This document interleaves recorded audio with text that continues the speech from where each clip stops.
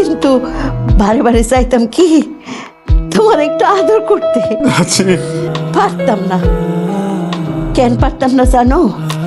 হয়েছে ঝাল খায় তোমার চোখ দিয়ে যেমন পানি পড়তো, প্রতি বেলায় বেলায় তোমার বাবারে ছাড়া তোমার চাচার চোখ দিয়ে অঝরে পানি পড়তো। হ্যাঁ, সেই জন্য আমার জিদ আরো বেশি বাড়তো।